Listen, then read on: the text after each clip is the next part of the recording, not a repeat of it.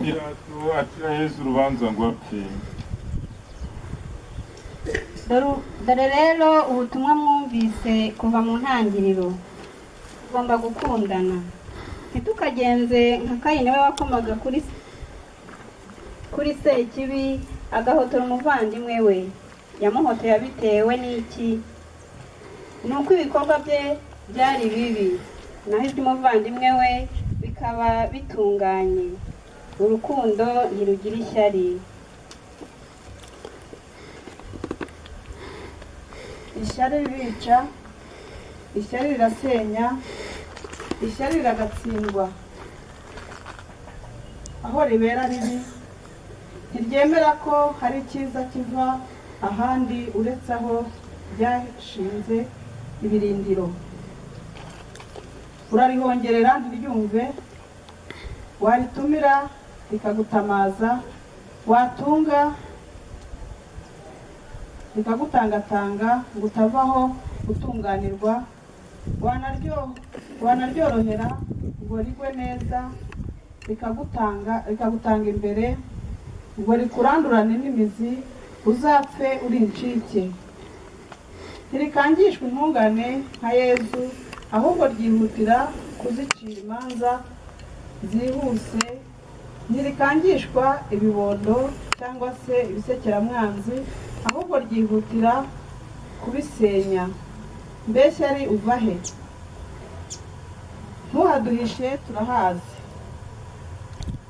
Uva muri kamere yanduye ya muntu, ya yindi yanga kuva ku cyaha, imwe ihoramo akantu gahora kumvisha umuntu ko mugenzi we atagombye gutera imbere.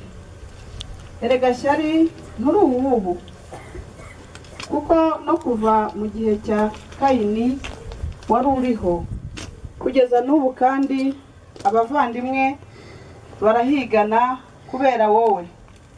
Amahirwe dufite ni uko umuti wawe tuwuzi.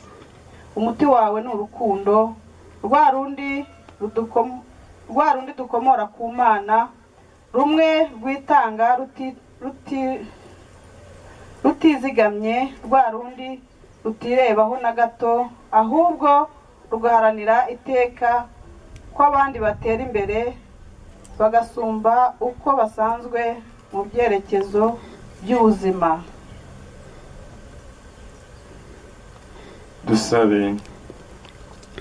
Nyagasani Yesu nyir'impuhwe zahebuje, duhe urukundo rugaragarira mu bikorwa, rumwe rudutera guhoza ababyeyi bakomeretse bikomeye igihe babonaga abana babo basogotwa nk'imbagwa, baterwa amacumu kubera ishyari n'urwango bya muntu. Duhe urukundo rutajenjeka, rumwe ruhumuriza imiryango yasabitswe n'agahinda gatewe n'uko ababo babeshyewe bagakatirwa kubera ishyari rya muntu.